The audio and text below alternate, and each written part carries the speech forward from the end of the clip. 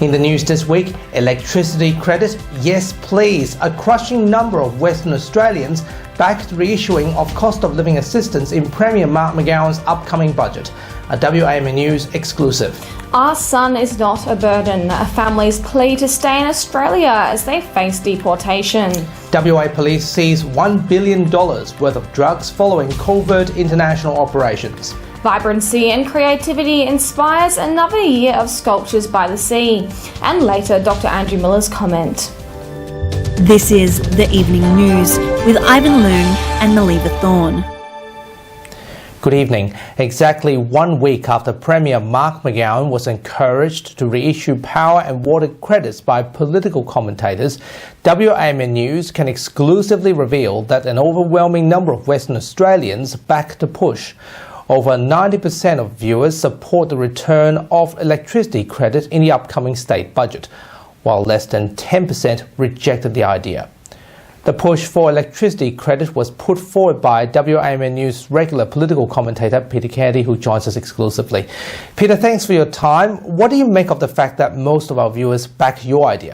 No, look, it doesn't give me any joy. It doesn't give me any joy that most people agree with my position because I think it just indicates that a lot of people are finding it very difficult at the present time. I mean, the good thing is that most people who want a job have got a job. That's good. But the point is that wages aren't keeping pace with costs.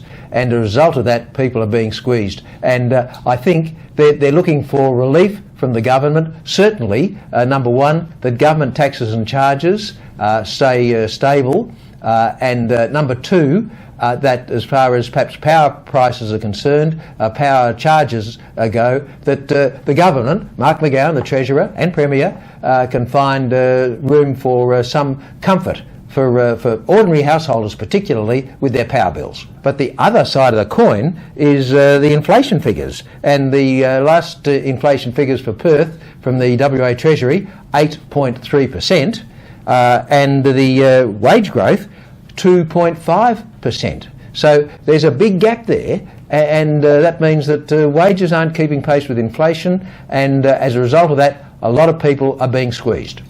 Do you expect the government to listen to you and implement your ideas in the budget? Well, look, the Mark McGowan will deliver another budget in May.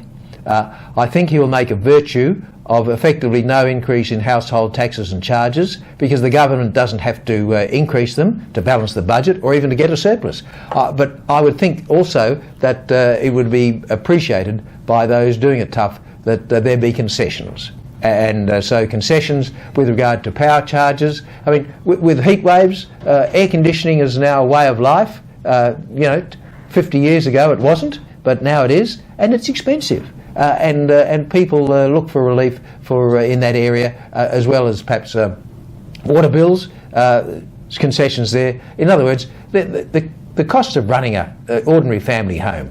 Ordinary people looking for some assistance from the government, and I think Mr McGowan's in a position to be able to deliver some assistance to them. Okay, so do you think the Premier will do it? I think he will. I think it's mid-term, and people say, oh, well, there's no election coming up, that the government doesn't have to be generous. But I think, given the fact that the government continues to have a very, very high budget surpluses, it's got the capacity to provide that relief. And I think it's important for the government to continue its sense of goodwill. I think the government's done well in the past. The pressure's going on now because of inflation, and I think it's even more important that there be some assistance. I would imagine Mr McGowan will come to the party to some extent in May. And we look forward to more coverage on this matter in the coming weeks. Peter, thank you for joining us again. Thanks, Ivan. A family of 4 has been threatened with deportation to India by the Australian government after failing to obtain permanent residency because a child in the family has Down syndrome. Parents Anish and Krishna and their children launched a public petition to Immigration Minister Andrew Giles, with advocates calling the visa rejection a form of ableism and discrimination. Parents Anish and Krishna and children Ayan and Ayasri make up the family of 4 who have been threatened deportation to India by the Australian government. How did this happen? Eldest son Ayan, aged 10, has a mild intellectual disability, Down syndrome, and according to the Australian government, Aryan is a burden to the taxpayer. The CMO has assessed a high cost to the taxpayer if Aryan access all disability services. It's really stressful and challenging for us in this situation because we have been working here since we came to Australia in 2016, and since then I have been studying Masters in Cybersecurity, and before I graduated I got a job, and I have been in this profession for this many years, but still even they are telling they need people with critical skills like cybersecurity, communication and everything, but we are here, but they are not giving us a permanent residency due to our son's condition. The reality is Aryan does not access any service, which is unlikely to change. Multicultural advocate Suresh Rajan says the outcome reveals ableism and discrimination within the Australian government's immigration system. He is calling for the immigration minister to intervene. It is ableism, it's discriminatory against people with disabilities, and it does not keep up with government policy. Despite Anish and Krishna both being in critical industries and paying a high amount of tax, the government refuses to grant them permanent residency visas, forcing them back to India. Their children have known no other home other than Australia, and sending them back to India would set the whole family back. He is able to do all his activities, daily activities on his own, and does not need any carer or any support. But he just have a mild speech delay, which is it doesn't cost the government anything, and we are able to pay everything for him it is very unlikely to happen, and if it happens we are able to pay for him. Since the interview was streamed on WAMN News, the family received widespread media attention. It's yet to know whether the situation will change for the better for the family. Hi there. Are you looking for a new home or want to refinance your car mortgage to get a better rate? At AA Finance Solutions, we have the expertise and knowledge to help you to find the right loan for your needs and budgets. Contact us today. Let us help you to make your home ownership dream a reality. AA Finance Solutions, your local mortgage broker. WA police have seized $1 billion worth of cocaine linked to a Mexican cartel and arrested 12 people following an international covert operation. Codename Operation Beach, WA police teamed up with international law enforcement agencies, including the Drug Enforcement Agency and other state police jurisdictions. The covert operation began back in November 2022 after the seizure of 2.4 tons of cocaine by the DEA in South America, and the drugs were destined for Australia. Police will be alleging that 2 boats made several attempts to find and collect the cargo, with 3 trips being made on the 28th and 30th of December as they struggled to find the shipment. Since then, authorities have made and carried out several raids, seized $2 million cash, arrested and charged 12 people. They will face court at a later date. Police Commissioner Cole Blanche says the operation sends a clear signal to international drug traffickers that the drugs are not welcomed in Western Australia. The Australian Nursing Federation of WA has declared Janet Ria as secretary once again. This is the second election Ms Ria has emerged from victorious within the last 5 months. The election results were released on Friday afternoon, with Ms Ria winning 3,084 votes, or 62% for the branch secretary role, compared to her opponent Samantha Fenn, who had 1,913 votes, or 38%. According to a media alert from the ANF, compared to last October's election, Ms Ria's vote had increased by more than 50%. Ms Ria says she was humbled to win the trust of ANF members, and the surge of support over the last 5 months was expressed in this week's election results. She also says the government and private sectors need to back the ANF's ideas for the welfare of the WA healthcare workforce. Police are investigating an aggravated armed robbery in Maddington after a shop attendant was threatened with a knife. Authorities have released CCTV footage to the media and urged members of the public with information to come forward. The incident happened at around 4:40 p.m. on Saturday, the 11th of February, when two unknown offenders entered a deli store on Della Road. One of the offenders with wrist tattoo threatened the shopkeeper with a knife, demanding cigarettes and cash.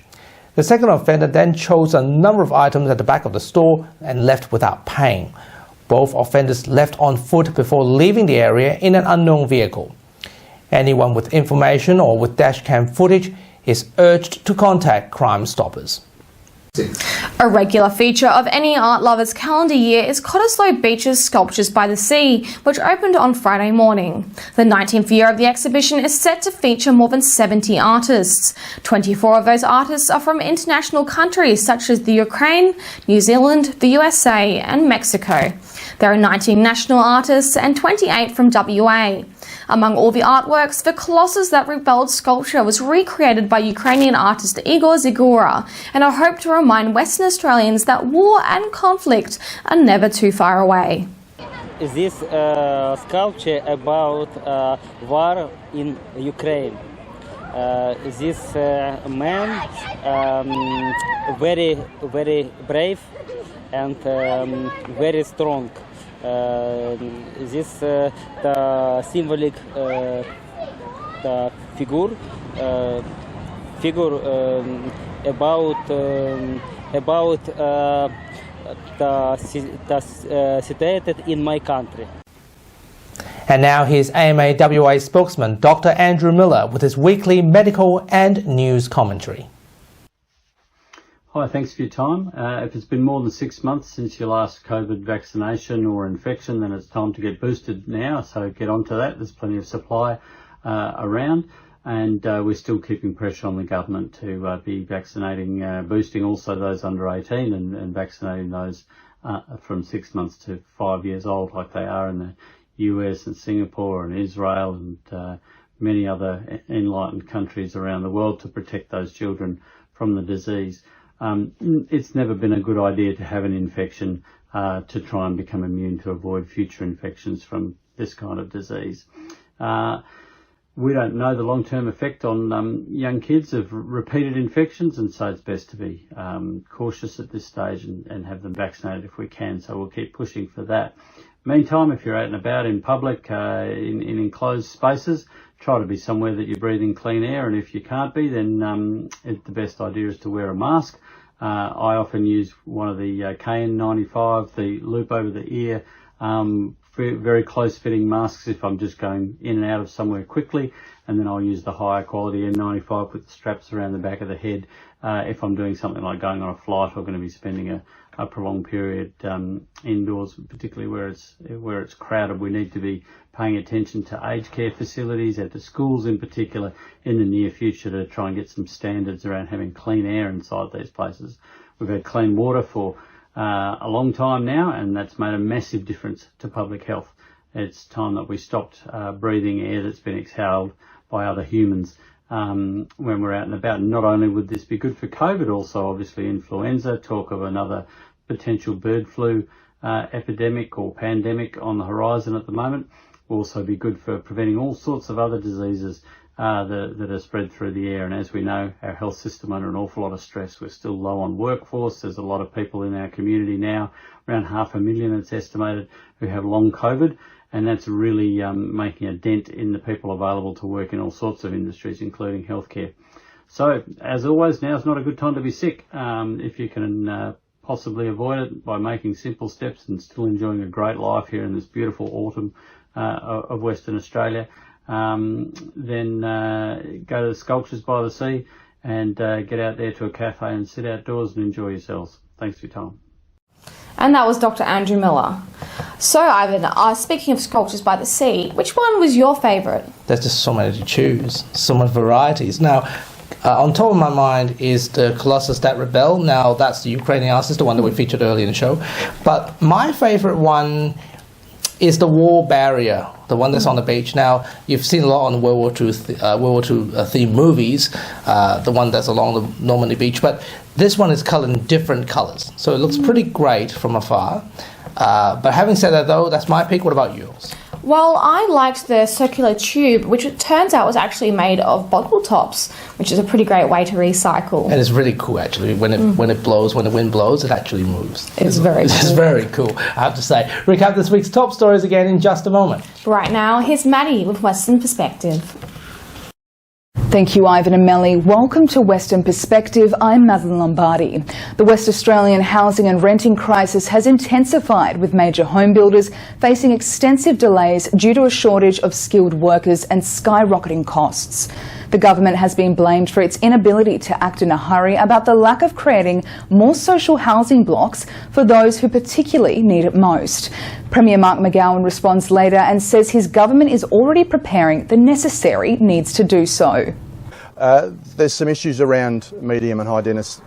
There's some issues around medium and high density housing in Perth. Absolutely, we need more housing, but historically Perth is a very spread out city, and that's not going to change in a hurry. We have to deal with what we have in front of us.